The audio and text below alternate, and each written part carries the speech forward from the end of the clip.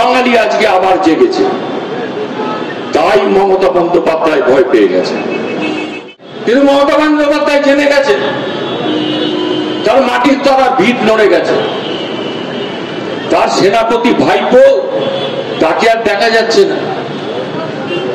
মাঝে একবারে এসেছিল মঞ্চে ওদের প্রতিষ্ঠা দিবসে, ছাত্রদের প্রতিষ্ঠা দিবস, সেখানে ছাত্র খুঁজে পাওয়া যায়নি, মঞ্চে যত বুড়োদের বসিয়ে রেখেছিল। তারপর থেকে আর অভিষেক বন্দ্যোপাধ্যায়কে দেখা যাচ্ছে না, কারণ অভিষেক বন্দ্যোপাধ্যায় বুঝে গেছে হাওয়া খারাপ, তাই তাকেও আর বেশি দেখা যাচ্ছে না। যখন ক্ষমতার বদল হয় প্রথম জানতে পারে কারা, পুলিশ প্রশাসন জানতে পারে। তারা জেনে গেছে আর পশ্চিম বাংলায় বেশি দিন মমতা বন্দ্যোপাধ্যায় নেই।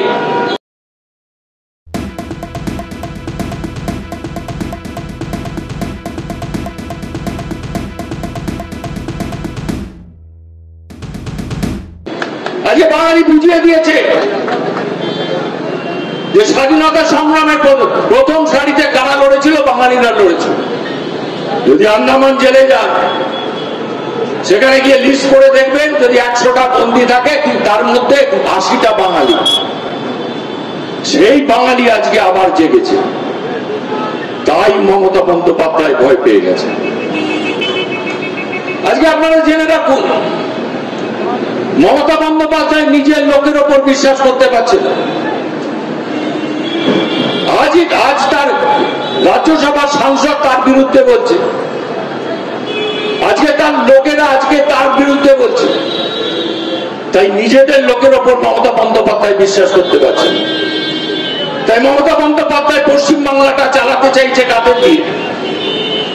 পশ্চিম বাংলাটা চালাতে চাইছে মমতা বন্দ্যোপাধ্যায় পুলিশ প্রশাসন দিয়ে। কিন্তু পুলিশ প্রশাসন আর কথা শুনছে না। কারণ নিচের তলার যারা পুলিশ আছে তারা আমাদের দেখে বলে, দাদা আপনারা কবে ক্ষমতায় আসবেন, আমাদের এই দাসত্ব থেকে আমরা মুক্তি পাবো। যখন একটা প্রাকৃতিক দুর্যোগ আসে তখন প্রথম তারা জানতে পারে, পশু পাখিরা জানতে পারে যে প্রাকৃতিক দুর্যোগ আসছে। আর যখন ক্ষমতার বদল হয় প্রথম জানতে পারে কারা, পুলিশ প্রশাসন জানতে পারে।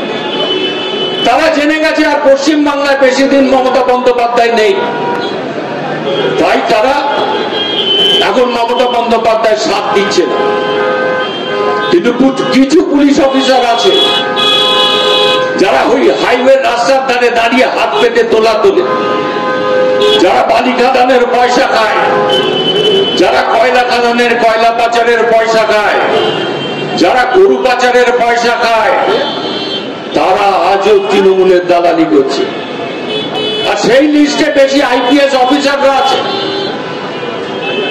তাই আজকে বিজেপি করলেই তারা কেস দিয়ে দিচ্ছে, কোনো আন্দোলন করলেই কেস দিয়ে দিচ্ছে।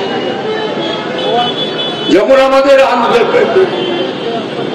মমতা বন্দ্যোপাধ্যায় পদত্যাগ চেপে ছিল তখন আমাদের অনেক কর্মীকে অ্যারেস্ট করে নিয়েছিল। পরশুদিন আমি এই মঞ্চে ছিলাম, 63 জন সেদিন বেল পেয়েছে। কিন্তু মমতা বন্দ্যোপাধ্যায় জেনে গেছে তার মাটির তলা ভিত নড়ে গেছে। তার সেনাপতি ভাইপো তাকে আর দেখা যাচ্ছে না।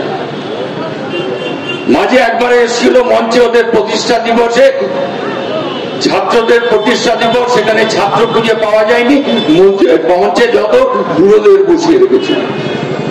তারপর থেকে আর অভিষেক বন্দ্যোপাধ্যায়কে দেখা যাচ্ছে না, কারণ অভিষেক বন্দ্যোপাধ্যায় বুঝে গেছে হাওয়া খারাপ, তাই তাকেও আর বেশি দেখা যাচ্ছে না।